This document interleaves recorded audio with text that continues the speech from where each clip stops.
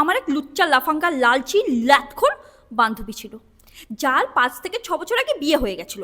আর তখন আমাদের কাউকে, কোনো মেয়েকে সে ইনভিটেশন দিইনি, শুধুমাত্র এইটার রিজন দিয়েছিল যে জানিস তো ওর বাড়ি আর আমার বাড়ি অল্প কয়েকজন লোক নিয়ে গেট টুগেদারের মতো একটা বিয়ে হবে, সেগুলো আমরা না এক্সট্রা কাউকে হলো ইনভিটেশন দিতে পারছি না।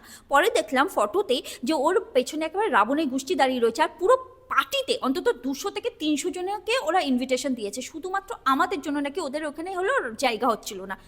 তারপর তো জানলাম ওর নাকি হাজব্যান্ড ভীষণ পরিমাণে হ্যান্ডসাম। ওই ওই অন্য আরেকজন মেয়েকে বলে বেরিয়েছে যে আমার হাজব্যান্ডও ভীষণ হ্যান্ডসাম, আর আমার যত বান্ধবীগুলো আছে গুণ করবে তুক করবে, তারপরে খামলে নেওয়ার ইচ্ছা হবে। সেই কারণে ও আমাদের মতো লালচি, আমাদের মতো লোভী, আমাদের মতো ছেলেখোর মানুষদের ও বলিনি। ঠিক আছে, ভালো কথা। খুব কষ্ট পেয়েছিলাম সেই সময় আমরা সবাই মিলে, কারণ আমরা ভেবেছিলাম যে ফাইনালি একটা বিয়ে এসছে যেখানে আমরা সেজে গুজে যাবো, ছেলে পটাবো, খাবো দাবো, নাচ করবো। কিচ্ছু করতে পারিনি।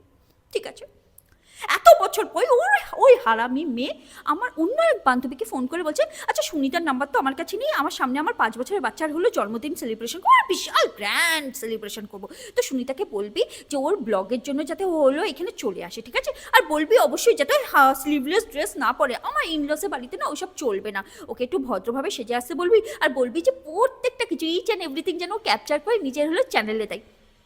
চুল দেবো শালা, আমি কেন দেবো, কেন দেবো?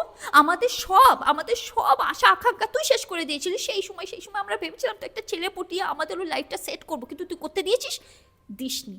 এখন কি এসছে, যেই দেখেছিস তোর এখান থেকে লাভ এসছে, আর যেই দেখেছিস 5 বছর হয়ে গেছে তোর বরের উপর কেউ ডোরা ডালবে না, অমনি আমাদের কথা মনে পড়ছে, বাল যাবো।